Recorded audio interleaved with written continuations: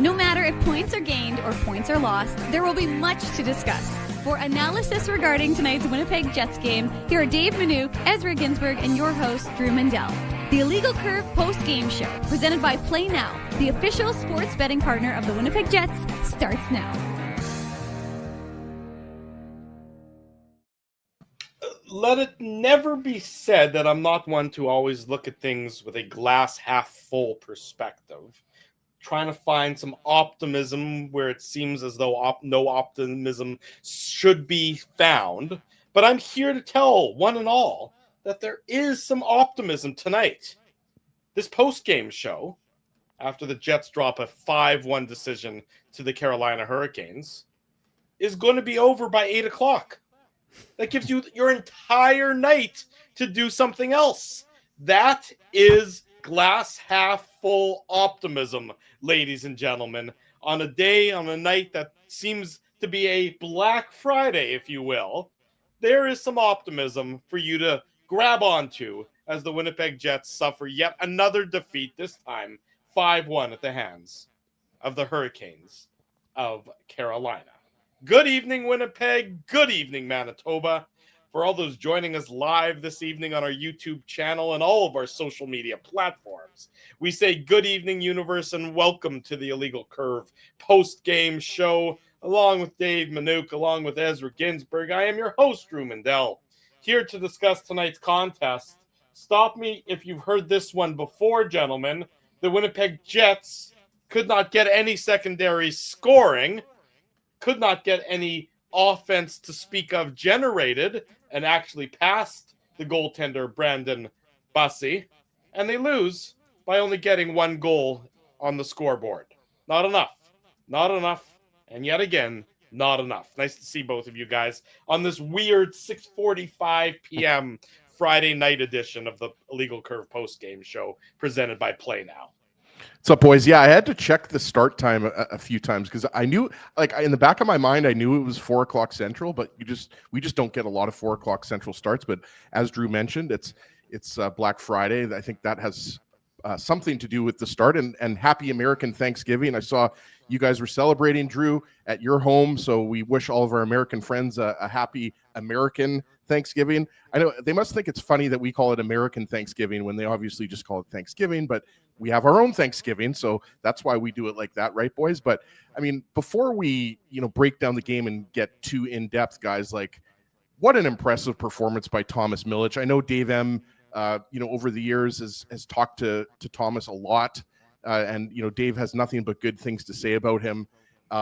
It was a tie game, a 1-1 game in the third period, going up again, and this isn't against any team here. This is a team that a lot of people, myself included, are picked to win the Stanley Cup this year. This Carolina Hurricanes team is a bona fide Stanley Cup contender. So let's give Milic huge props for the way he played tonight. Even though they lost, that's not an easy situation to go into, right, Dave? Nope. First game of a back-to-back against a high-powered Hurricanes team. So Milic, I thought, was excellent tonight. So, I think Jets fans were hoping that the boys could pull out his first career NHL victory for him. Unfortunately, it didn't happen because Seth Jarvis happened. And I realize, guys, that there's a lot of talk of players like Connor Bedard and Macklin Celebrini, the young guns, Dave, making the team. But how do you keep Seth Jarvis off this team? The Winnipegger I don't think anybody is. I mean, I saw your tweet, and he's in pen on my team. I mean, he's just too good. I don't know. Is he? I don't know if, aside from the guys that have been selected already, Drew, I don't know if anybody's written in pen. I think Jarvis has got a good shot because he was on the Four Nations team. That's saying. My point. Yeah. Like, he hasn't done anything to play himself off of absolutely the team since Four Nations. There's been guys who've played themselves off of Team Canada since the Four Nations, and most of them reside in the state of Florida, as it happens. But Seth Jarvis just looks. I mean, he's a fixture, I would think. I mean, he's a tremendous talent, and he's just a sniper. Like he just scores goals. That's what he does. Back-to-back 30-goal seasons, and he might hit 40 this year. Well, and I mean, of course, And then you talk about the Jets and the struggles of the secondary scoring and Cole Perfetti, and you can't talk about Cole Perfetti without talking about Seth Jarvis. They're hand in hand, and the Jets made the decision that they made, and obviously that is long and done at this point in time. But you wonder if if ifs and buts were whatever the rest of that expression is.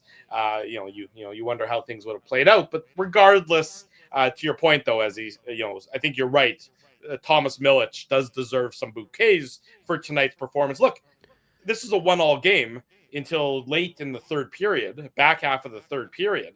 And frankly, this game could have been over in the first period, given how, I'm not going to sugarcoat it, how shitty the Jets were to start this game.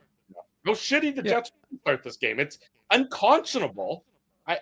Carolina, I know they were upset. They've lost 2 games in a row. So they had a burr in their saddle as well. So that could explain why they started this game so well. But if you're the Winnipeg Jets and you have a rookie goaltender between the goalposts to come out and start in that manner, to not at least match the energy and the effort and the give a damn of the Carolina Hurricanes. Not saying that it would have been the difference in the game, not saying that they could have overcome things if they had started that way, but how do you start the game that way? How do you leave the dressing room and that is your preparation for puck drop? That to me is one of a litany of things that I have trouble understanding from the Winnipeg Jets perspective. I like Kevin Sawyer as a person, but I mean, come on, Kevin. Some of the stuff that was coming out of his mouth in the course of the broadcast tonight was a little bit mind-boggling to me. I know that he's where his checks are indirectly signed by. I get all of that. But come on. I mean, sometimes they deserve to be criticized. And tonight they deserve to be criticized for how they started that game. Yeah, they got a little bit better. But sorry, Dave. I just had to get that off. No.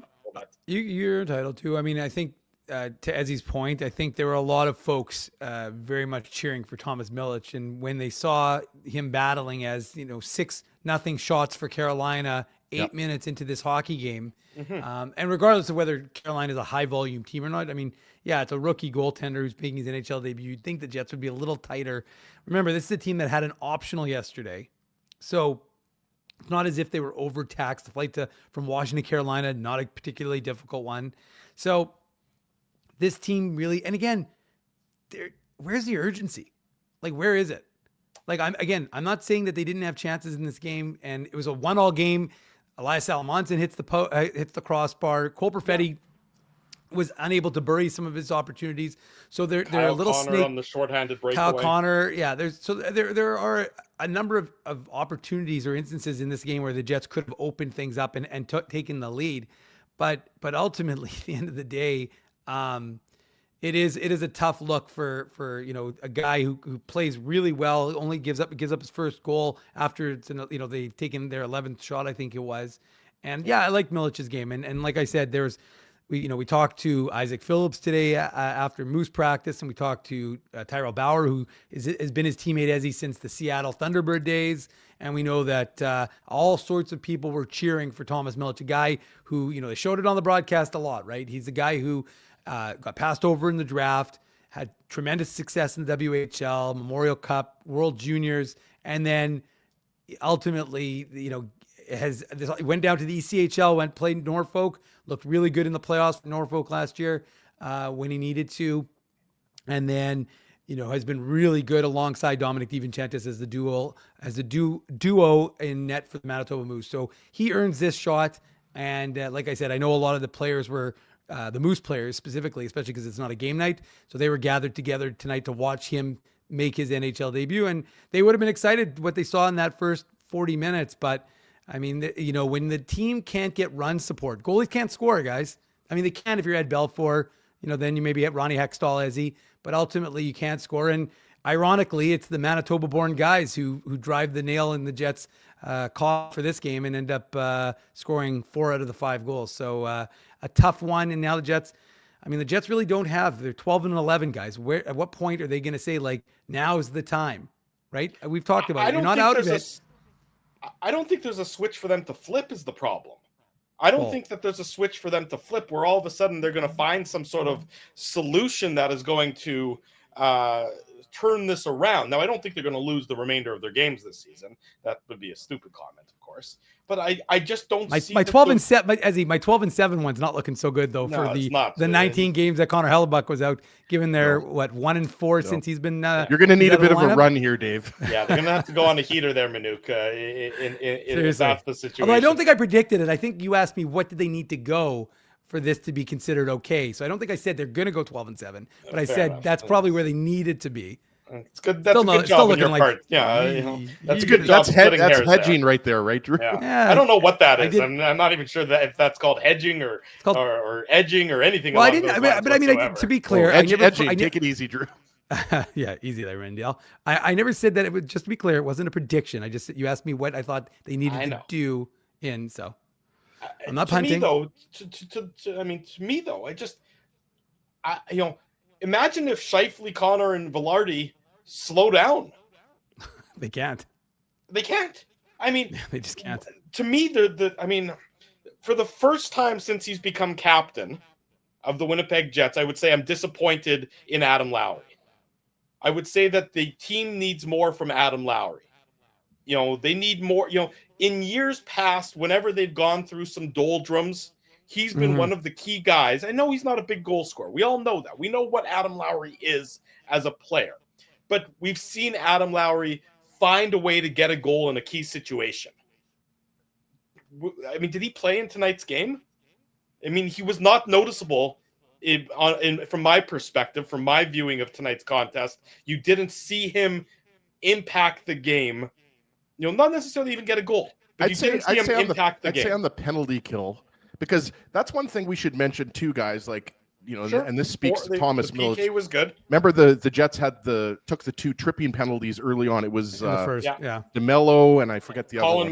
Colin Miller within about 3.5 minutes of each other. And so I think Lowry had an impact. The penalty kill, as it has the whole season. Dave M loves to talk about the penalty kill. What are they, 5th or 6th in the league? It's been there the whole year. Yeah.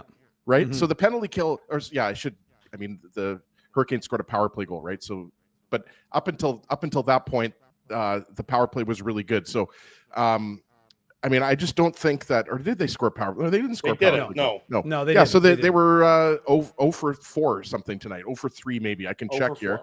0 for 4. So I think, you'd say Lowry had an impact, but Drew, I'm not gonna just be a contrarian here. This wasn't Lowry's best game, but I also think that there's a lot to be desired. I don't want to say there's a lot of blame to go around, but there's a lot to be desired. Like Vladislav Nemesnikov, like the offense is dried up. What has it been, 10 or 11 games now? Jonathan Taves, what does he have? 1 goal in his last 15 games, I think I checked. So, you're talking about Nino Niederreiter, the offense is dried up. And I think Nino has been really good, but I'm just saying, like, there's Gus Nyquist is still looking for his first goal, guys. He's 17 games in here. Like, the guys that you're looking to for an offensive spark just aren't giving it. Like, Scheif was excellent tonight. Connor, Velarde, I thought that was one of Velarde's best games in recent memory, right? They played like 21 minutes, 22 minutes. Yeah, so like Connor, Scheifele, really and Velarde, they're doing their job. Ride anybody else on this team right now? And that's the point, Drew. That we've been talking about this for weeks now, but the Jets just like they aren't getting contributions from up and down the lineup, and that's one of the things that made them so successful last year, right? And Elias Salamonson, if you're looking for a glimmer of hope, I thought he was much better in his second game. And I realized I took some flack. I should mention, I said that he didn't play that great in the first. I was just mentioning that, he was on for 2 goals again. So I didn't, just to clarify, I don't think Salamonson was bad in his NHL debut. I just was pointing that out, but I thought he was much better. Dave mentioned Kyle Connor was dipsy-doodling in the offensive zone, and he found Salamonson, and it looked. Dan Robertson thought it was a goal. So I thought it was a goal too. That could have been the game-winning goal, guys, or the very least, that's the go-ahead goal. And the Jets are able to build off of that, but they're just not getting offense right now, aside from the Scheifele line, and that's a huge problem. And you wonder, like, is it time for Chevy to make a move here? Is it time to call up somebody from the Manitoba Moose? Like, I don't know, but you're rearranging the deck chairs on the Titanic, and nothing seems to be working right now. The only line that's scoring is the Scheifele line. Yeah, you have 3 other lines behind the Scheifele line that are, I would argue, and I've said this now for multiple games in a row, indistinguishable from one to another, Right. And and not not in a very good way, good. by the way. Yeah, and not very good. I mean, they're Like just not playing very well. I mean, we they're often not bad players per se, but for Well- whatever reason, the 9 skaters, that are behind Scheifele, Connor, and Velarde are just not doing anything of any quality on the ice. So it's funny, Drew, because I remember I used to joke with Pascal Vincent, the former Moose head coach, that I'd say, like, your line one, he goes, Dave, there's no such thing as a line. I call whoever I call as the line is my number one line at that time. But the truth is, and I'm not trying to take this back to the Moose, but right now, the Moose, if you look at, if I write line 1, 2, 3, and 4, it's like having 4 one lines or 4, really, like, they're indistinguishable in the sense that they're all very good. They all have a ton of talent and they can all score and produce. And so whether I 1 to 4 or 4 to 1, it wouldn't make a difference. They're all going to be, any one of those lines could be a number 1 line in the American Hockey League. So I'm just saying, but the Jets, they don't have that. They don't have, again, they have a really good first line offensively. Defensively, they still have some deficiencies, as everyone knows. But the fact of the matter is, offensively, they're very good. They produce, what did they produce? Like 60% of the Jets' offense during this little run. So the top line is doing it. But right now, it's not happening. And again, I will give the guys like Lowry and Perfetti a little latitude because they are a month behind or more behind every. No, a little. And I thought Perfetti was pretty good tonight. Like, to be honest with you, if we're looking at the best forwards on the team, I'd probably say after Scheifele, Connor, Velarde, Perfetti was the best forward out there. He had that scoring chance in the first period. He had a lot of scoring chances. He had the scoring chance in tight in the third period where he just couldn't elevate it over Bussey's pad, right? Like, yeah. He was creating, Dave. Perfetti was creating, and you could see based on his body language that he's feeling it right now. Like for a guy like him, he needs to produce, right? Like I thought he would look pretty good out there on the first power play unit. But again, like moral victories, guys, we're 23 games into the season now, and the moral victories just aren't going to cut it, right? So yeah, you're also 4-8 as during November, right? Like that's right. Like that's, this is a team that, again, we understood the schedule reality. We understood everything. But again, the Jets were winning despite that their underlying numbers weren't great in the first month. Their underlying numbers have become better in November, but it's, again, who gives a shit Not if you're tonight. in April? Well, no, I know, but I'm saying generally speaking. Generally speaking. But ultimately, you've now lost 4 straight. You've lost, you have a losing, when was the last time you remember, we know it wasn't last year, that this Jets team had a losing record in a month. And the fact of the matter is, we know it wasn't last year, but it's just, you're allowing the season to drift away. And if anything, like the Washington game, we talked about it. The Washington game should have been a game that you got to overtime to at least get yourself a point. And here's another one. It's 1-1 with 9 minutes to go or 9 something to go in the third period. And you're just not tight enough. And you can't afford to be in that way because you're not scoring goals. Not like you're a good team that's scoring 4 or 5 goals every night and you can kind of outscore your problems, right, Ezzy? You're not in that situation right now. So again, I would agree with the assessment. Like the offensive guys are scoring, and the bottom 9 9 guys are just defensive. Yeah, see what I did there? Yeah, we got it. It was good. It was a good play on words. It was we acknowledged it. We were trying to. We didn't acknowledge it. It was something. We were trying to just let it simmer. We didn't really feel that we needed to hammer it repeatedly like you did. Well, see, Drew, unfortunately, there was some simmering happening. Yeah, I need a high course ha. I needed the chat to give me a little love on that one. Fine, we'll give you a little love. It was a good wordplay. I appreciate any good wordplay. In this case, you're a cunning linguist, as we all know, Dave. Wow, I am. Interesting. Again, though, the problem is, they play tomorrow night. They play in Nashville, tomorrow night. Now, Battle of the basement. A terrible hockey team. We know Nashville's a terrible hockey team. If you can't figure it out against Nashville, I don't know what the next solution is. That's a separate issue entirely. That can be something to discuss on tomorrow's post-game show if that comes to fruition. And we can discuss this in more detail tomorrow morning. It's a can't-lose game, Drew. Of course it is. And you've had how many can't-lose games now? 2 already in the last 2 weeks, which is probably 2 more than they had all of last year.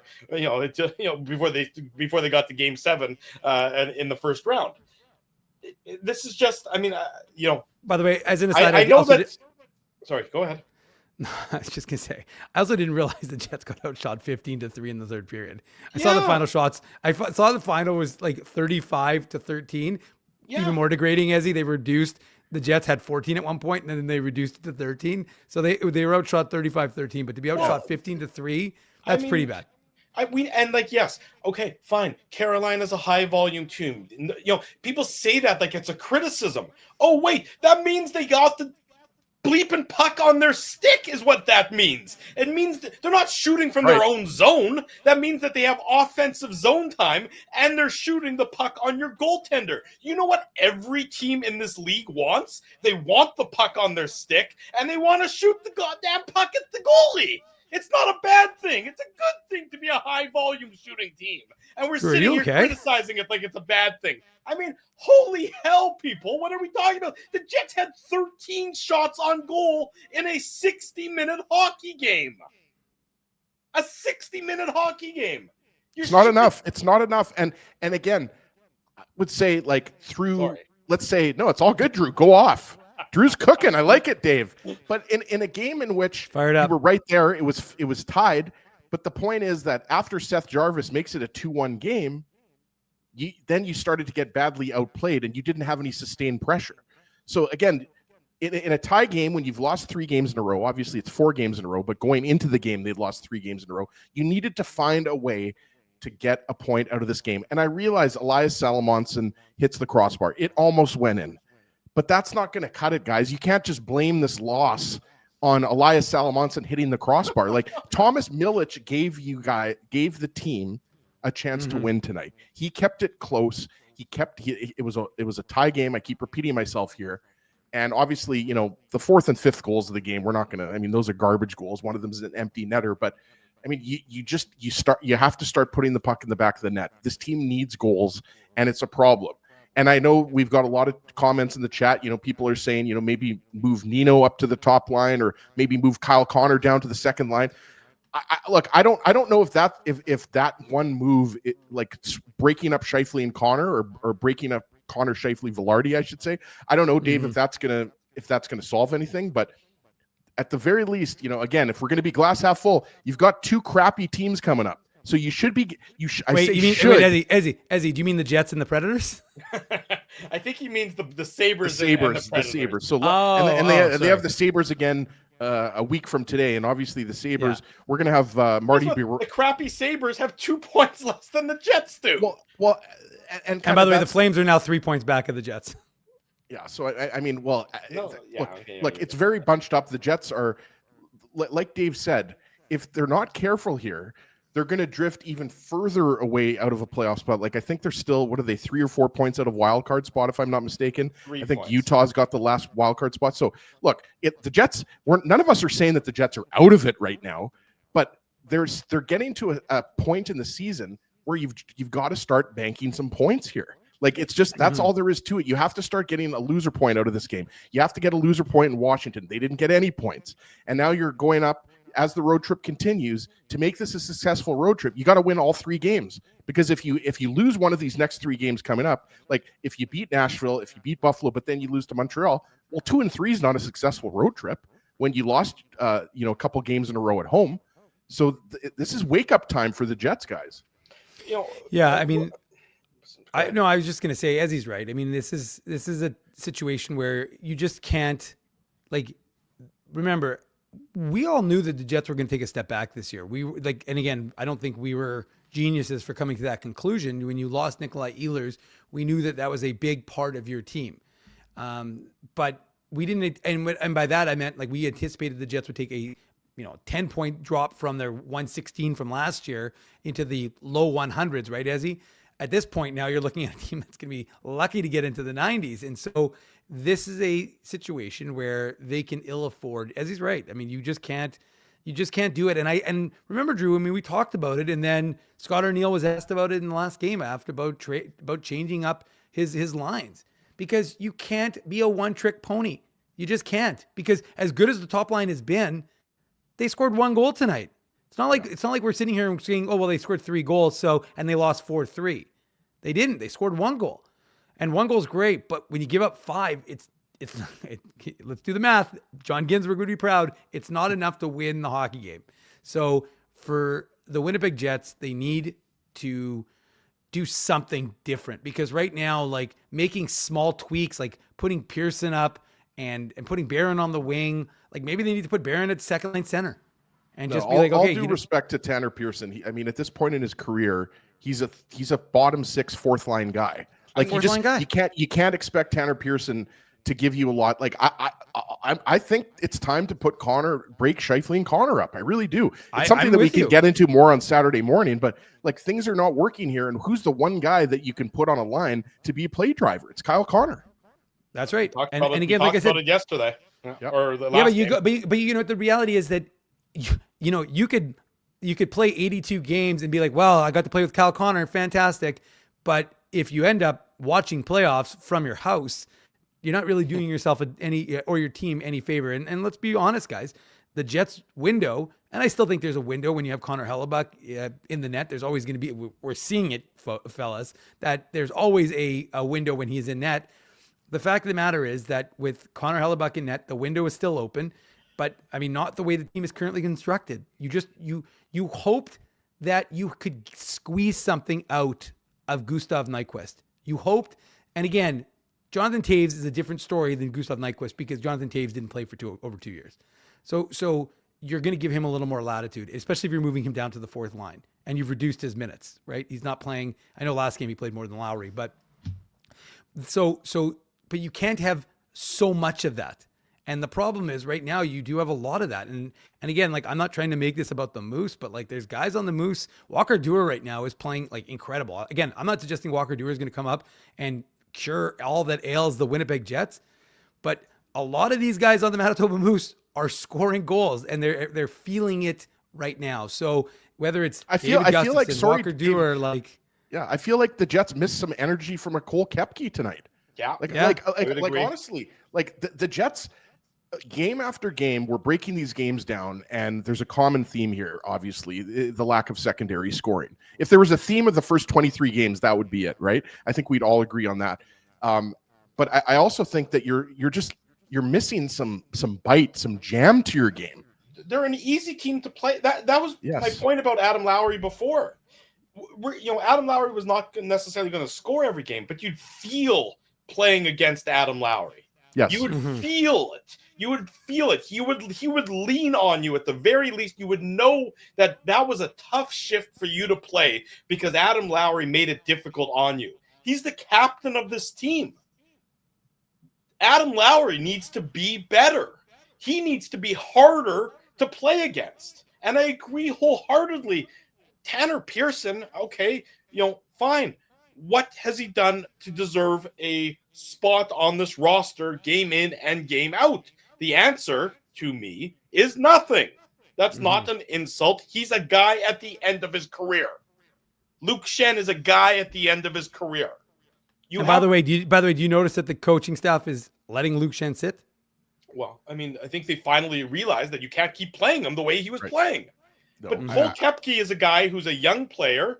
You signed him from Boston as a free agent. You obviously went out and wanted to bring him into your team because he brings something to the table that you liked. I've seen no reason that he shouldn't be in the lineup, to at least give you a little bit of juice, to give you a little bit of a bump. I mean, it's just, to me, wild right now. I know they went veteran because they think veterans are going to be the solution. That's going to be what puts them over the top come playoff time. And I get the logic behind that.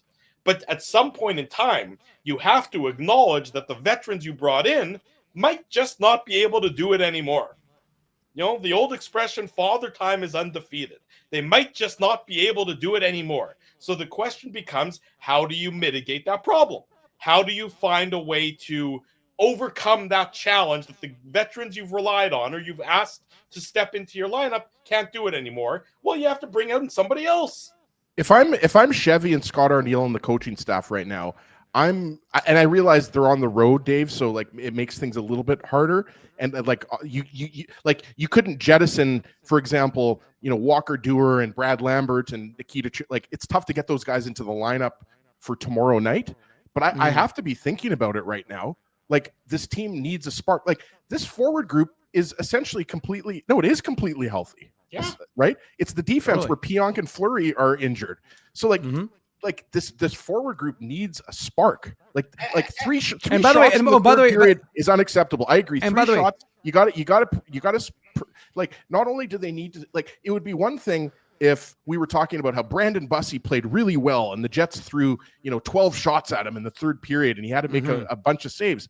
Yeah. But aside from the Elias Salamonson, when Connor fed Salamonson and he hit the crossbar, I mean, there's not enough there. And so I'm not saying that the Jets need a massive overhaul, but I do think they need a shakeup. And I think look the way the Moose are playing. Why aren't you calling up Chibrikov and Lambert and a Walker Dewar right now? And if you're worried about losing Pearson and Nyquist on waivers, you're not watching the games if you're worried.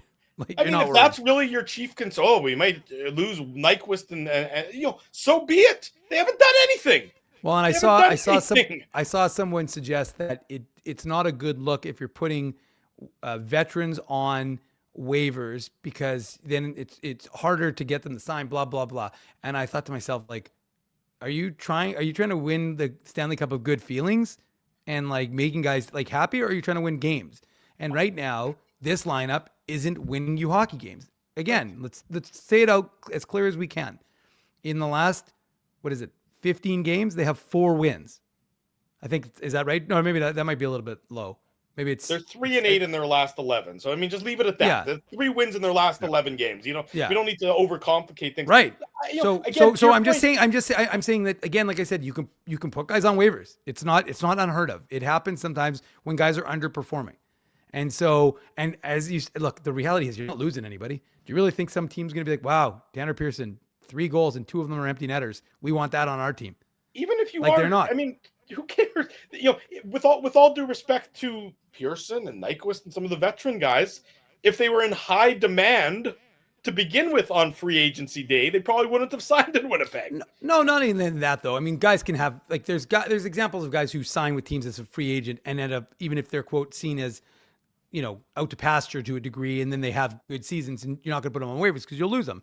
These guys aren't that though. That's right. my They're not playing well enough. They don't. So they're not playing to an NHL standard. They're just and Gus Nyquist right is on. No, I agree with Drew. I mean, this is like, Nyquist only signed a 1-year deal, but what is it for $3 million? I think something like that. Half, right? And I agree. I do. And I'm not going against you here, Dave, but I do agree with Drew. I don't think Tanner Pearson and Gus Nyquist, all due respect, I don't think there were 10 teams lining up to sign these guys. Like, again, Gus Nyquist. How are you going against me? I didn't say that. No. I'm just saying Gus Nyquist, I think, has had an excellent career. We all knew what he's done in his career with Detroit, and he's been productive. A couple of years ago, he had 75 points. That's great. But how about Nyquist? I'm sorry, Nyquist, you mean?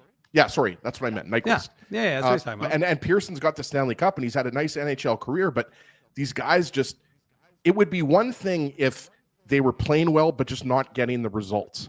Right. But they're just not doing much on the ice.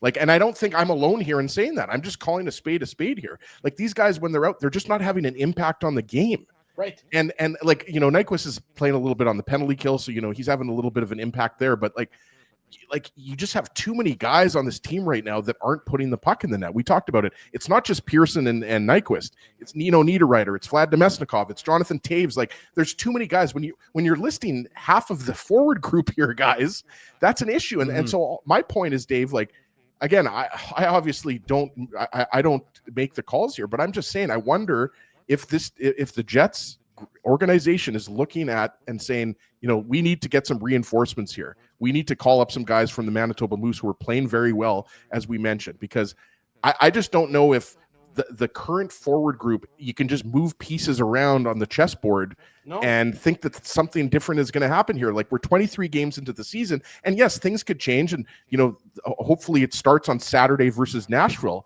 But the Jets are in trouble here. Like, I'm not saying they're going to miss the playoffs, but they're in danger of missing the playoffs. That's for sure. No question. And I think, I know we're going to get into the goal by goal recap, but I think last thought, and then we'll get into the game recap. This is quickly turned into a Saturday morning show and not a actual post game show. But I think it's fair. Although I like this one by Yin Vivian. NyQuil is putting me to sleep. That's a good one by them. But I just think that there are a lot, like Samuel Fagemo, guy who scored 6 goals and he's heating up. He had 2 in the last game. Walker Dewar. Give him a shot, Dave. Give him a shot. I'm just saying that you sign Just these for guys. the message it sends. Exactly. Well, and I got to tell you, of all the guys on the Moose, and like any one of these guys you could call up, Danny Gilles can give him his first NHL start. Might be a little bit of pressure on him to do that, but any of these guys, like a Walker Dewar right now is playing again. I don't think Walker Dewar comes in and solves anything, but you know what he does? He'll bring you a shit ton of energy, and he's going to bring you, and he's big. Walker Dewar is what? He's got to be 6'3", 6'4". So he's going to get in there. He's going to bang and crash, and he's going to bring what he's been bringing with the Moose, and he's been very good of late. So David Gustafson's been much better. He keeps missing the net when he's got great chances. But my point is that the Gus bus has looked very good with the Moose. So you've got about 10. I mean, look, they've won 7 of their last 8 games. Played for Jared Anderson-Dolan late in the year last year. Yeah, but my point and is we're not saying, guys, sorry, Dave, I was going to say, it's not like we're saying that these guys should play the rest of the season with the Jets. I think Drew and I are on the same page here. We're saying, like, call some guys up and light a fire under the rest of the team's ass. That's what this team needs here. They seem complacent. They seem complacent. You can't have complacency within your locker room.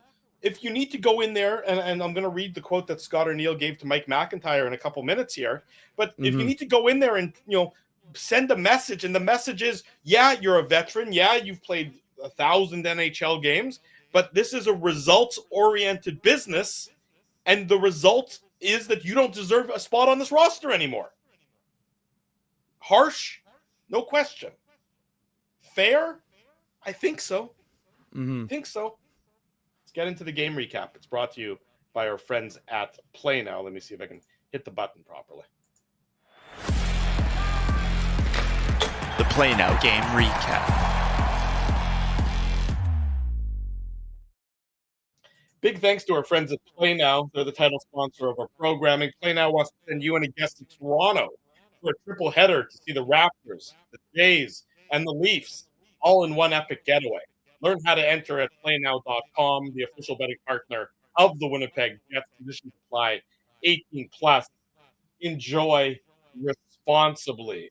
We mentioned the horrific start to the game by the Winnipeg Jets. I mean, it was, outshot 10-5 in the first period. That was almost charitable given how the Jets started. Here's that quote I mentioned. This is what Scott O'Neill had to say to Mike McIntyre post-game. Mike is obviously on the road trip covering this for the Winnipeg Free Press. Quote, "We had a lot of guys forget to show up at the start of the game." Mike responds with, "That's quite the indictment of a veteran group." Scott responds with, "I guess I got to do a little more screaming, longer or harder." I mean, the Jets head coach seems to be frustrated with a veteran group that seems to be, as I said before, complacent. They started the game with complacency. The Hurricanes opened the scoring, 16:06 mark. After the Jets kill off a couple penalties, Seth Jarvis, you'll hear his name a whole bunch on this show, his 13th of the year, assist to Shane Gostisbehere and Sebastian Aho. The Hurricanes lead 1-0 after Thomas Milic does everything in his power to keep the Jets in the game, while the rest of his team finally decided to maybe start to show up, before the end of the first period. But, I mean, Jarvis is 13th. He's the best player on the Hurricanes, I would say. I mean, I think he's overtaken Aho. I think he's overtaken Svechnikov for that title. And somehow he's gets loose and is able to defeat, get it past Milic finally, give the Hurricanes a well-deserved lead with about 4 minutes to go in the first period, as it. Yeah, we're going to be talking a lot about the Winnipegger here in the Play Now game recap. Unfortunately, Jets fans aren't going to like it, but Winnipeggers and Manitobans and people that work at Hockey Manitoba like myself are going to like hearing that. Jarvis is such a talented player, and this is you mentioned Sebastian Aho. Like, it's a nice drop pass. Shane Gostisbehere, who's obviously a great offensive defenseman, he's activating, and Aho makes a nice pass to him. And the Jets it's Johnny Taves is right there, but he just doesn't tie up Seth Jarvis, right, Dave? And so, that's all it takes. Taves is obviously a great defensive player, but that's all it takes is you're just one step a little bit too slow. Jarvis finds some open ice. He's there, and Gostisbehere finds him, and it's 1-0. And even though that start was slower, I thought the Jets kind of with I don't know, kind of around the midway mark, maybe 7 or 8 minutes left in the first period, they started to find their legs a little bit. I mentioned, I made a note here, Cole Perfetti had a good scoring chance there in the first period, but doesn't bury it. And I thought the Scheifele line was pretty good too. Scheifele was a little bit snake bitten in the first period. There's a chance in tight where the puck rolled over his stick, but it speaks to the lack. I don't know if it speaks to the lack of preparation or just the lack of urgency, but it shouldn't take you 10 minutes to get into a game when you've lost your 3 previous games. That's the issue here. And, we can talk about, Perfetti having this chance or Scheifele having good looks and this and that. But against a team like Carolina, it can't take you half of a period. And again, the context is important here, right? Like the Jets needed to come out with a good first 4 or 5 minutes. And what do? They take a couple tripping penalties. And I'll give the penalty kill credit again, Dave. The penalty kill was big because I think on that, I made a note here, the second power play that the Canes had, they had no shots on net. So the penalty kill was solid. But again, you find yourself giving up the first goal of the game for the 4th game in a row, and you're chasing the game again against a team that doesn't give up a lot, right? So it wasn't a great first period, but obviously it was a good first period for Seth Jarvis in that top line. Yeah. And the only thing I would add here is that, a little unfortunate for Jonathan Toews because he does hit the ref. The ref gets in his way. So as he's trying to chase behind the net, he gets, kind of held up. But the problem also is that Nyquist is doing the exact same thing. So Nyquist is trying to chase and Toews is trying to chase. So again, it's a lack of recognition. And to be honest with you, Toews was soft on the initial hit when the Hurricanes were breaking out. And he kind of bounces off. Was it, I don't know who is it, 37? Is that Svechnikov. Yeah. So Svechnikov had the puck in the neutral zone. Toews really doesn't check him very aggressively. And Svechnikov just kind of bounces off and keeps on going. And then Toews is chasing at this point. So a little unfortunate for him that the way he hits the ref there, but it's another example of this. I don't see how you can have Jonathan Toews and Gustav Nyquist on the same line. Like you just can't. It's just too slow. I'm going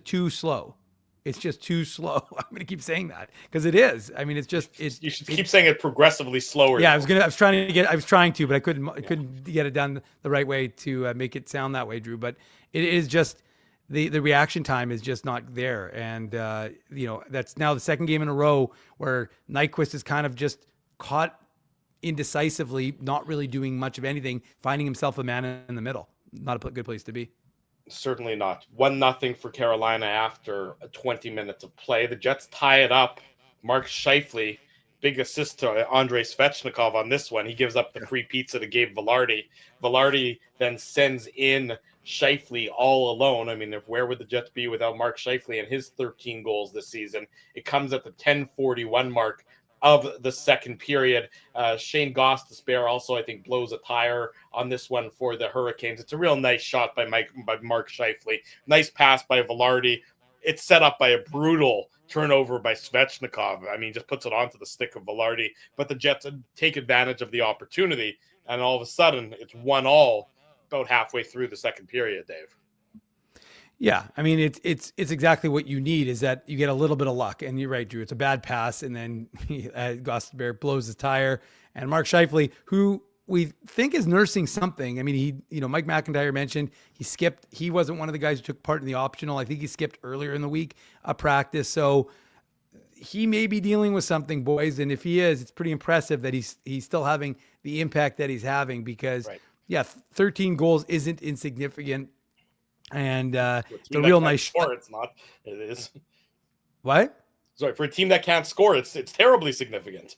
Yeah, no, of course. And so you've got Scheifele now with his 13th. It's a beautiful goal, and it's just good recognition from Vilardi to see that Scheifele is, continuing his momentum in the neutral and able to get that breakaway chance. So he makes no mistake, and that to me could have been, and it was a little bit more of a momentum. They did get some more momentum, and as he said, they did have chances. With Salamonson hitting the crossbar later on and Perfetti having a couple chances to bury pucks. So it wasn't, again... Connor's shorthanded breakaway, right? Shorthanded breakaway for Kyle Exactly. Connor. So I was gonna say, it's not as if the Jets didn't have chances to create a lead in this game. Right. But the problem is it's whether guys are just squeezing their sticks too tight or whatever, but they're not getting the puck luck. And as a result, puck luck, though. If you're not going to, Well, there's Look- a little bit of puck luck. I mean, in the sense that like you're not getting the bounces where a puck lands. You know, like look at the. I'm trying to think one of the goals against them against the Capitals where a puck lands right on a guy's stick and he puts it into an open net. So I'm just saying you're not getting those types of chances. Is what I'm getting at. But if you're not getting any sustained pressure, then the Jets certainly aren't getting any sustained pressure. You need to bury those rare opportunities. I think it's both. I really do, Drew. I think the bounces aren't like hockey is a funny game in close games, right? Like sometimes the bounces just don't go your way, and they're not. And it's been a while now where the bounces just don't seem to be going the way. But I agree with what you're saying, Dave. Drew, pardon me.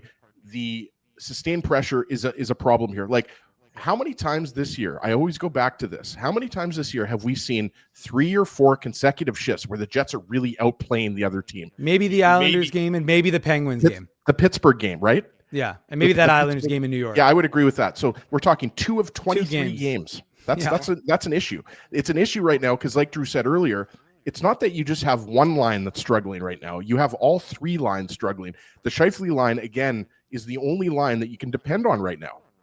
And I will add, Drew, just to kind of further the point, they don't have the puck. They don't possess the puck. So it's not a function of like getting 1,000 pucks on net and hoping for a bounce. Right. But like I said, they've had some good. What were the high danger in the end for tonight's game? I just don't know it off the top of my head. Hold on, I'll pull it up here. Danger at the end were 9-5, 5-on-5 for the Hurricanes.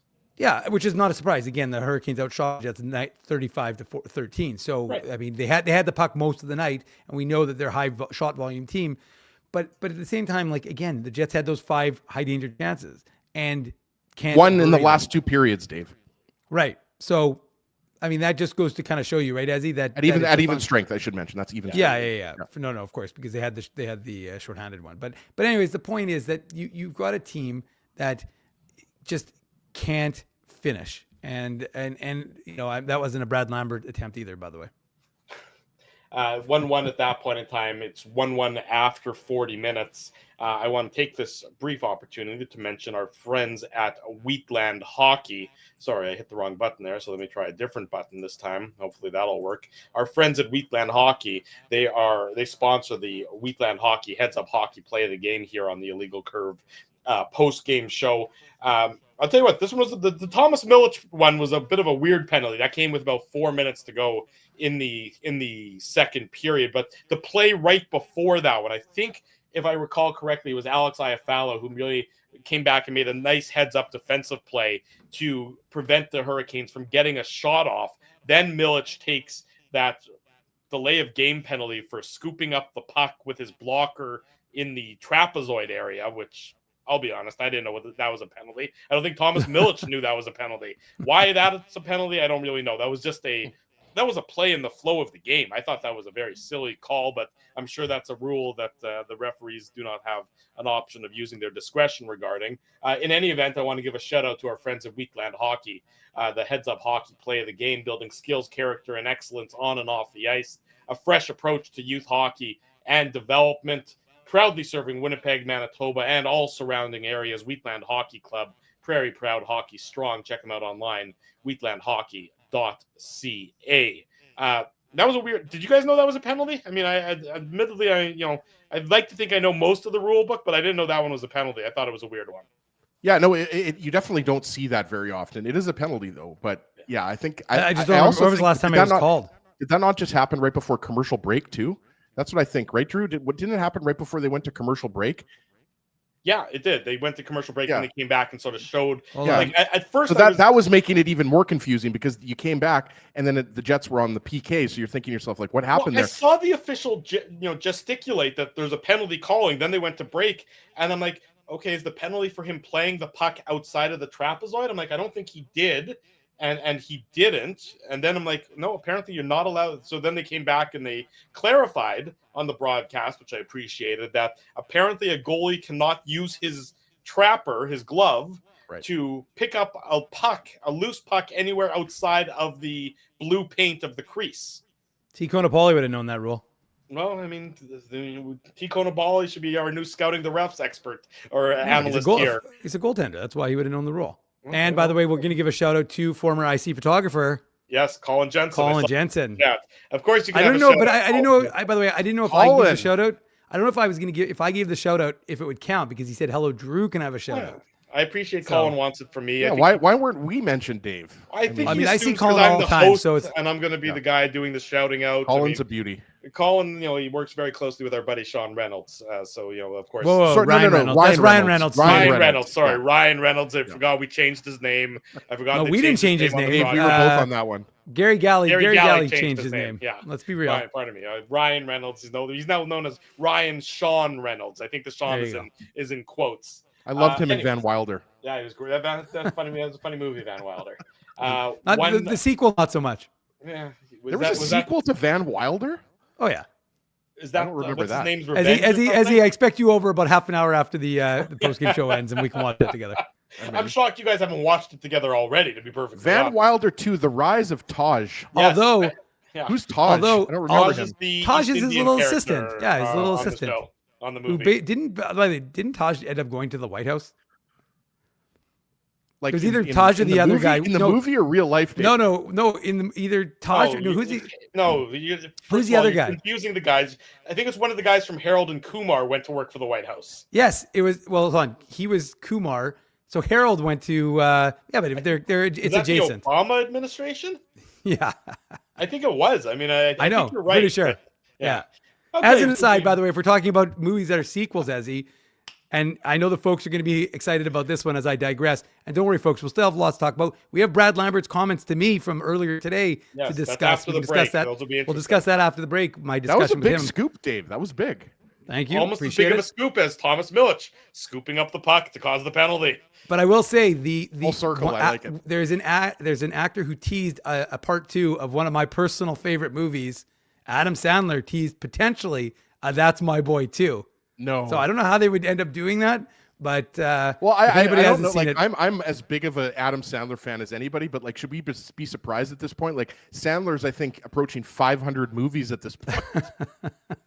anyways, all I know is That's My Boy too. Very excited. Okay, that's good, Dave. I'm glad that hopefully that'll come to fruition for you. And that It is a hilarious movie. Like, if you've got an hour and a half to kill tonight, Oh, so you throw couldn't on- make it in, throw on you couldn't That's make My it in Boy. today's day and age, but let me tell let's you. just say that Vanilla Ice provides so an funny. excellent cameo in that movie. are you Yeah. talking about this? That's it. How did Drew have that ready so yeah, that's quickly? very impressive, Drew. I do not know how you got that quick. That was very impressive. That was Dave Minuk-esque in terms of getting Yes. images up on the screen very quickly. There. That's very I impressive. love the way I've got my arms around Drew here. that was made because for it us. would make Drew. Well, no, because Who that was made made that? right after we had local artist Brad Anderson who by the way draws Marvel, did an IC or does he might not, yeah, Marvel, but he did our caricatures. And so right after Brad did that and we posted it, somebody else sent us this one. So this one was pretty funny. Okay, an underrated part of this picture, Dave, if you've seen the movie, that's Vanilla Ice's character. That Yeah. Dave is right there. An underrated part of this picture, though, is the ledge in the background. It's pretty Oh sweet. yeah, I didn't really notice that. That's a good point, Ezzy. It's well done. It's good attention to detail. But no Golden yeah. Boy, though. It's got the Canadian flag instead of the Golden Boy. That's fine. The to people who are listening to the podcast version of the show are going to be thoroughly confused as to what is happening Believe right me, now. if they've made it a full 53 minutes through an Illegal Curve broadcast, they're not confused by any of our shenanigans. If anybody on the podcast wants us to send them the image that we're discussing, just let us know. We'll be glad to share it with them as well. There you go. Anyways, C-Max 1-1. says he's never seen that movie. So, by the way, we're only at 1-1. We still got a lot of goals to go. Well, I mean, they come rapid fire in the third period. The Jets have their opportunities. We talked about it. There was a time where it was posts galore, not posts Malone, but posts galore Nice. for both teams, hitting crossbars, hitting posts, nobody getting the puck past the goalie until Jordan Martinook does at the 11:52 mark of Say it right, Drew. From Brandon. Born in Brandon. exactly. Born in Brandon. Raised not in Brandon. I think he was raised in Alberta, right, Ezzy? He did play his junior hockey in Alberta. But we're still going to claim him as our own, though. There you go. Yeah, Brandon Boyd. He gets the third of the season. It comes at the 11:52 mark, and assist to Mark Jankowski and Shane Goss to spare. And Martinook just gets loose in a shooter's position, and he wires it past Thomas Milich. Again, the Jets, they just lose puck battles here. You can see Colin Miller, is there. He loses a puck battle. The puck is along the half wall. Shane Gostisbehere sends it in deep, and then nobody touches Martinook as he sort of just gets lost in the high slot. And you put any player in this league in the high slot in a good shooting position with traffic in front of the goaltender like there was here, and they're probably going to make you pay. And Martinook does, and that turns out to be the game-winning goal. This coming at the 11:52 mark of the third period. Yeah, you mentioned, Drew, the Jets lose a couple puck battles here. Martinook beats out, I think it was Colin Miller, if I'm not mistaken, behind the net. And then Shane Gostisbehere comes in, and then Miller goes out to challenge him. And then now the Jets are scrambling around a little bit. Mm-hmm. And it's a nice pass. Was it who was it from behind the net? I want to say it was Jankowski. Mark Jankowski, former Flames draft pick, if I'm correct, or he used to play for the Flames. But so it's a nice pass by Jankowski. But Nino Niederreiter is right around him. Nino Niederreiter is kind of right by the middle of the circle there, and he's kind of just looking around, and he doesn't pick up Martinook. Yeah. Right. So again, like I hate to pick on Nino because Nino is one of my favorite players on this team, but you're just kind of in no man's land there, Dave, and you're not picking anybody up.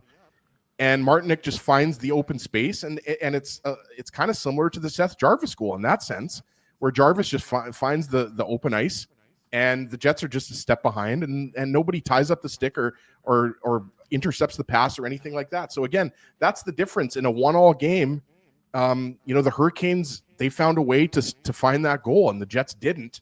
But it's just not tight enough defensively in your own zone. And I thought for the most part, the Jets played a pretty well-structured game. Yeah, they gave up, 33 or 34 shots, whatever it was. High volume team.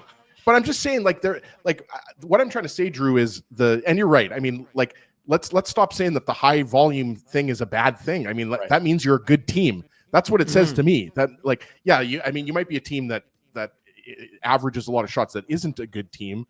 But in the Hurricanes case, they certainly are a good team. And that to me was the difference in the game was the Jets not just being sharp enough. And, that goal, you got the feeling that the Jets weren't coming back from that goal. And obviously, Milic played an excellent game.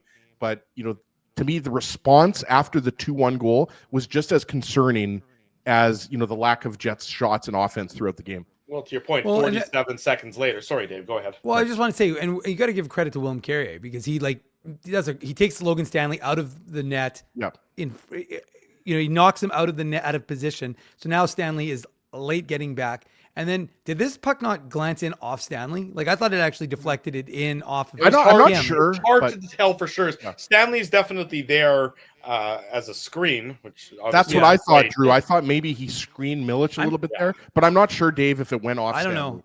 I'm watching, I watched the replay again, and I could have sworn, again, it doesn't matter, but it's just, we talked about this in the game against the Capitals. If you're not blocking the shot, you got to get out of the way. And Stanley, either blocks it or it redirects in, but it's just a backbreaker. I mean, there's 8:02 left or 8:08, whatever it is, left in the third period.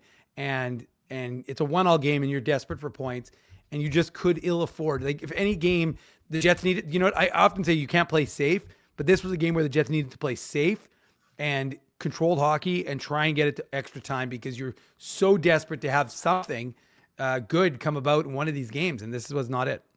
It was not it. And then it very quickly goes from bad to worse 47 seconds later. Seth Jarvis, again, his second assist to K'Andre Miller and Andrei Svechnikov. And the Jets, again, they just lose Jarvis. And it's a real nice pass from Miller. But you just see that Jarvis gets behind Kyle Connor. How do you lose Seth Jarvis in this situation? He's such a dangerous player. How is That's this the Jets in 2020, that question? Well, fair enough. How is this by the way, I still think the Jets are happy with the Cole Perfetti pick. They are. I know. At this point, you would probably say that, Seth Jarvis is a better player than Cole Perfetti. Yeah, but let's tone down the negativity on Cole Perfetti for a little bit. Well, I think people are upset that Perfetti hasn't done as much. Look, anytime a player that you could have drafted but you don't draft is better than the one that you did draft, you got to say, oh, what could have been, what should have been, et cetera, et cetera. That's human nature. I mean, look, no one's saying Cole Perfetti's not a high caliber player, but also nobody's saying that Cole Perfetti's better than Seth Jarvis, because he's clearly not. I mean, that would be a statement that would not be rooted in fact if you said that Cole Perfetti's a better draft pick than Seth Jarvis was. Jarvis, his 14th, 3-1. You know, that's the end of the ball game at that point in time. For the Jets to give up 2 goals in the span of 57 seconds. I mean, yes, it was probably going to be difficult to come back being down 2-1, but it's 1 goal, and you have 8 minutes left in the game. The one thing you can't do is give up a goal 47 seconds later, and the Jets go ahead and do that. Yeah, and what bothers me is, like, you know, sorry, Dave, I'll let you get in here, but like what bothers me is there's a chance for the Jets on the shift to get the puck out of their own zone, and they don't do it, right? And it's Kyle Connor who's there, and I think it was here, I got the replay up. It was Jarvis that beat him to a puck, and it keeps the play alive, right? Like, so if Connor gets to that puck, he gets it out, then this whole goal doesn't happen. But you're absolutely right, Drew. It's, again, a situation where it's Keandre Miller who does a good job activating. He's deep in the zone, and he finds Seth Jarvis, who is just not covered again. And there's just too much time. And again, like, I'd have to, you know, really break it down and say who was responsible, who was Seth Jarvis' man, so to speak. But it's just, again, the Hurricanes having more jump, finding the open space, and the Jets not identifying and getting to that attacking forward quick enough.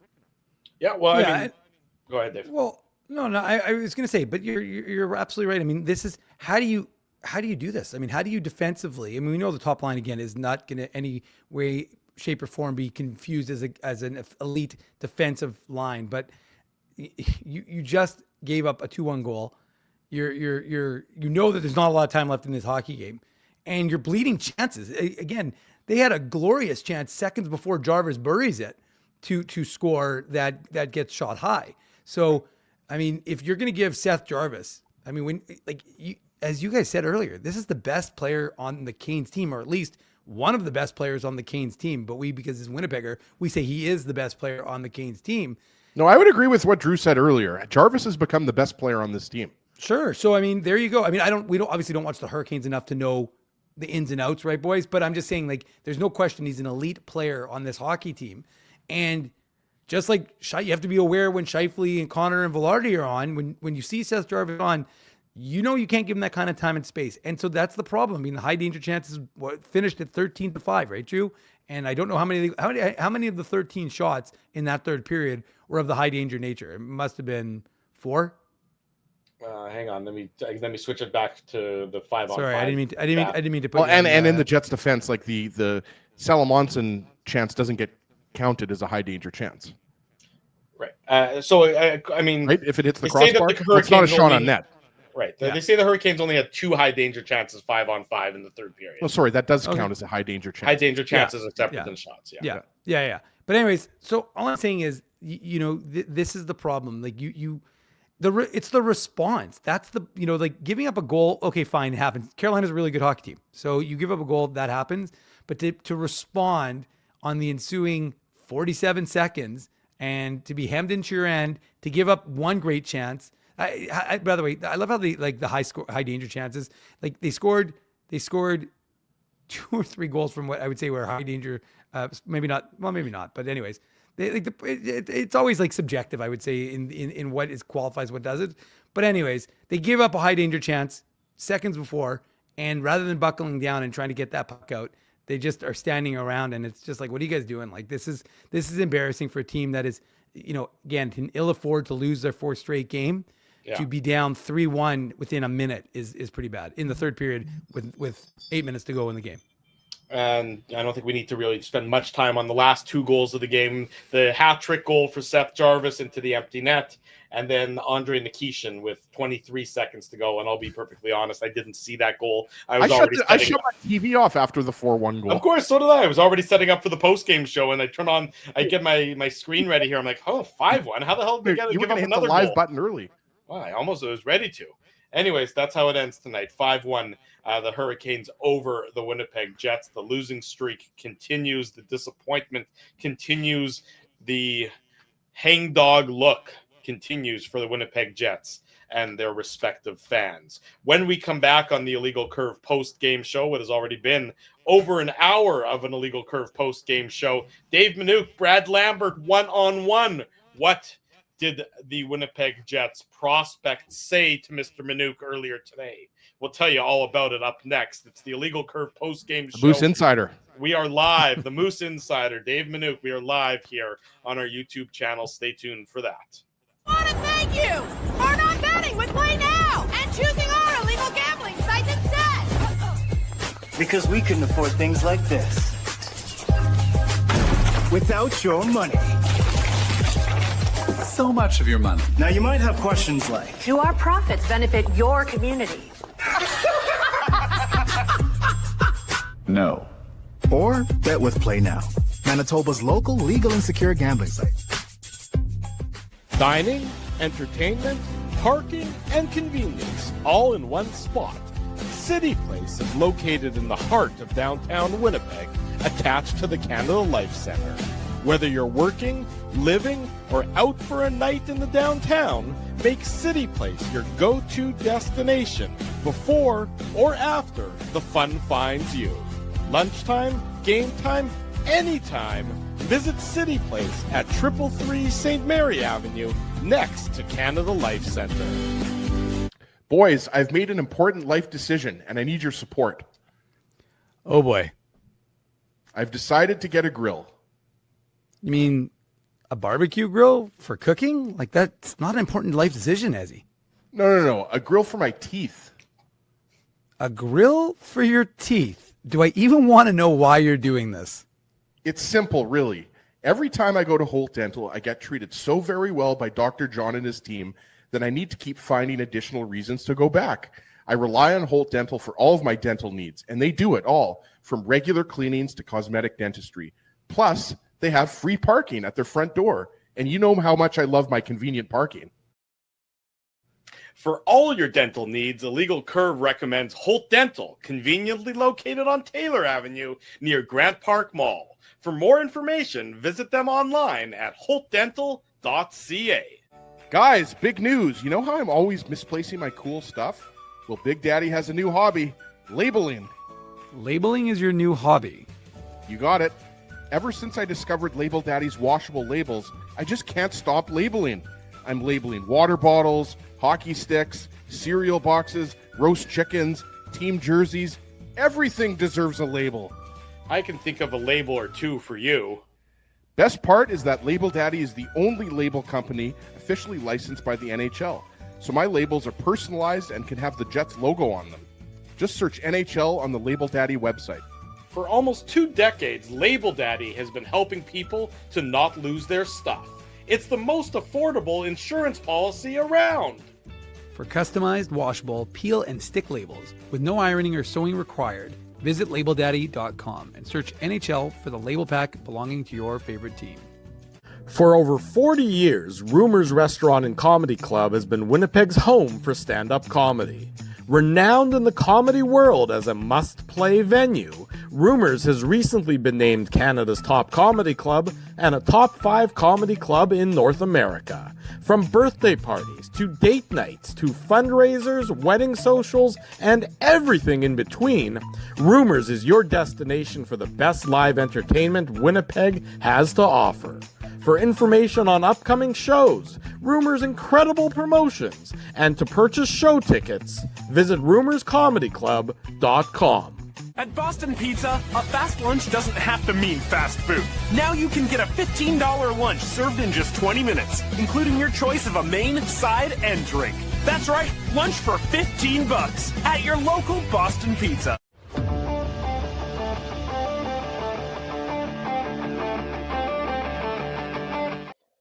10 minutes before the top of the hour, we want to remind everybody before we get to Dave and his interview with Brad Lambert earlier today, we want to remind everybody on Wednesday night, that's this coming Wednesday. You know, we can't guarantee that the Jets won't play poorly, but we can guarantee a good time. The Illegal Curve Holiday Hootenanny this coming Wednesday, 6:30 p.m., Boston Pizza, Taylor Avenue. I'll be there. Ezzy will be there. Dave will be there. Cast and crew of thousands will be there. It's the Illegal Curve Holiday Hootenanny this Wednesday, Boston Pizza, Taylor Avenue, 6:30 p.m. Come watch the Jets and the Montreal Canadiens. Stick around for a live on location edition of the Illegal Curve post-game show. We're going to have fun regardless of what happens in the game. That's this Wednesday night. We look forward to seeing everyone. Now, as we've been teasing here on the post-game show, Dave Manouk sat down. I don't know if you were sitting, you're probably standing, stood up with Brad Lambert, interviewed Brad Lambert earlier today. The first opportunity that anyone has had to hear from Brad Lambert since his trade request has become public. Ezzy, does this count as a full-fledged bumper-worthy Manouk Moose minute, or is it something different than the whole bumper? I'm not sure where you really fall on this one. I don't think it's a full Moose minute recap. I think it's more Dave M, Moose Insider, and we should play like the insider trading bumper, but we don't have one because for obvious reasons. So Dave, I don't think so. Put on your antlers. It's time for the Manouk Moose Minute on the Illegal Curve Hockey Show. I knew there was no chance whatsoever that my well-reasoned argument would result in anything other than Ezzy pressing right that now, button. Drew, I live for hitting that bumper button. And anytime, if there's a chance to have a Manouk Moose Minute, we're going to have one, and we're going to have one right now. Bumper button, no matter. Well, I will do both then. I will do both to honor Ezzy's request, but I will be very quick. I will keep it to a minute. In that, the Moose are about to kick off 3 straight against the Chicago Wolves. Folks would be like, but they just finished 2 against the Wolves over the last weekend. They swept those ones, and now they'll play the Wolves 3 more times. It's very weird. 5-7. Moose, of course, have won 7 of their last 8. Same roster as they had in the last game, the 5-1 win over Belleville. That's who they're going to roll out in tomorrow's game. Looks like Dominic DiVincentis will get another start. He keeps making all the starts. So things are going well in Mooseland. And after practice, Drew, as you've teased out, I did have a chance to talk to Brad Lambert. And at the end of our chat, I did say, Brad, there's a rumor out there that you asked for a request. You've requested to be moved on. And he said, one thing I'd like to clear up is I'd love nothing more than to play for the Winnipeg Jets. I will continue to quote him to be clear. I've been working towards that for 3 years now since I got drafted. That's been my main goal, is to play for the Jets. Doesn't seem like there's an opportunity for that in the near future without injuries. I think that's what I'll leave it at. And then he added a little bit more, saying day-to-day and his focus, is on the day-to-day and helping the Moose win and preparing for my next NHL opportunity. Not my next opportunity with the Jets, but my next NHL opportunity. Now, as I wrote in the piece this morning on illegalcurve.com, which you can read, it's a little more fleshed out there, but, an AHL coach, as he used to say to me, if guys aren't clamoring to be in the NHL, then I'm worried about it. Then that's a concern for me that these guys aren't pushing and don't want to be it. Now, you never want it to be public. That's obviously something that you're not going to be happy about as an organization. But I have to say, watching Brad Lambert, he scored his first goal with the Moose on a 5-on-3 in that game, that 5-1 win. His attitude's good still. I mean, he's having fun on the ice. I mean, it's easier to be having fun when the team's won 7 of 8 games, but he's maintaining his focus. His focus is on being the best player for the Manitoba Moose. And we've seen this before. I mean, we've seen it with Ville Heinola 3 years ago. We've seen it with Logan Stanley 2 years ago. Young players want more opportunity. It's not a surprise.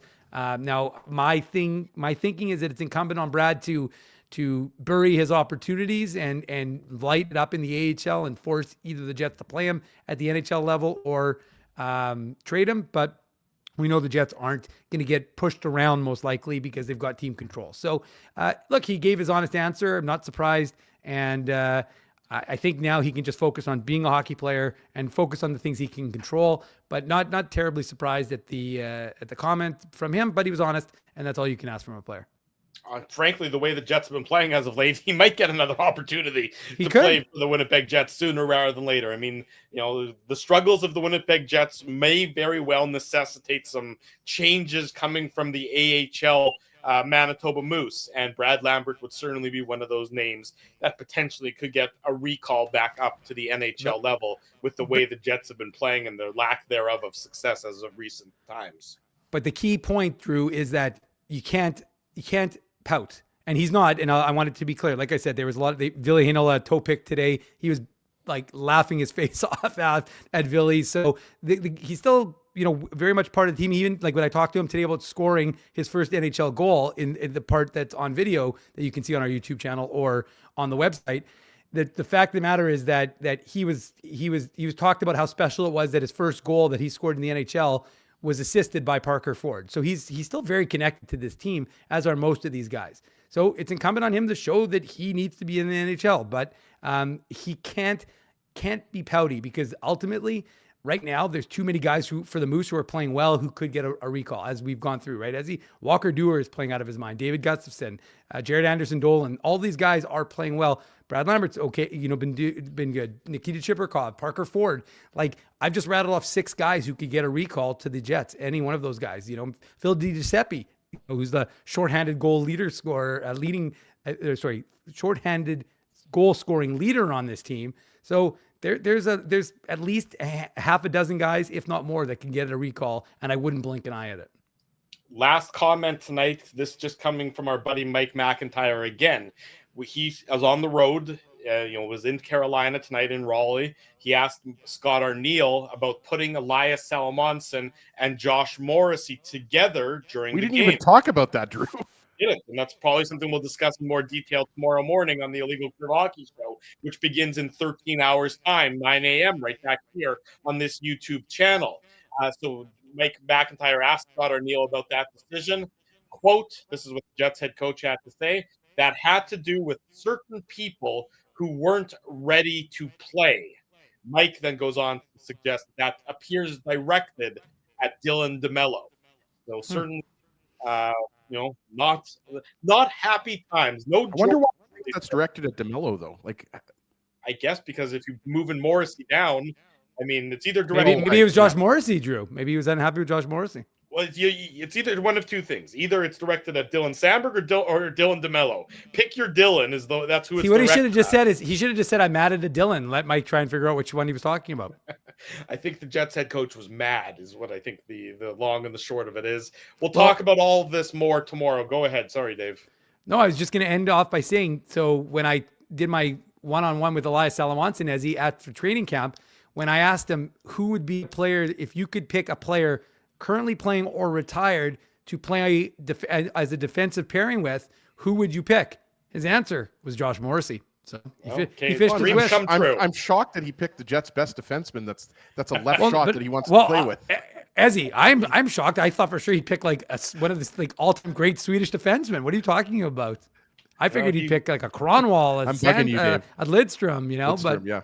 He knew how to give a good answer is what he knew how to give in this instance. And obviously that dream came true for Elias Salomonsson. But other than that, it was a nightmare of a night for the Winnipeg Jets as they drop another decision, this time 5-1 to the Carolina Hurricanes.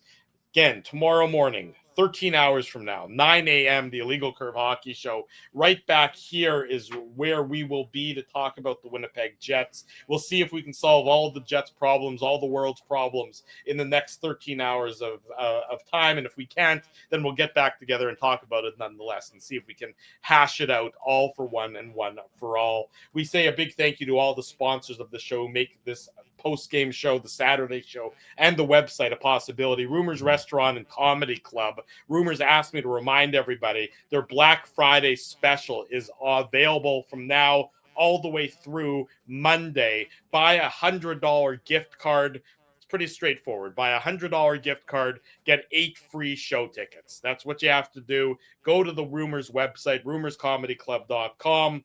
Buy that $100 gift card, get 8 free show tickets. No fuss, no muss. You can't get a better deal than that, courtesy of our friends at Rumors Restaurant and Comedy Club.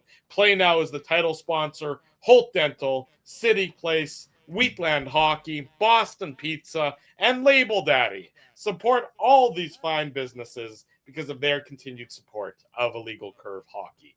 If you haven't already done so, smash that like button, subscribe to the channel, turn your notifications on, leave us some feedback, and tell your friends, tell your family the best place to be after each and every Winnipeg Jets game. And again, Saturday mornings, tomorrow morning, 9 a.m. is the Illegal Curve YouTube channel. Christian Amello from CJOB and Marty B. Ron join us tomorrow on the show. We'll see everybody in about 13 hours' time. For Dave Manouk, for Ezra Ginsburg, I am your host, Drew Mandel. Thanks, everyone, for watching. Until tomorrow morning, we wish you good night and good luck, and thanks for watching the Illegal Curve post-game show.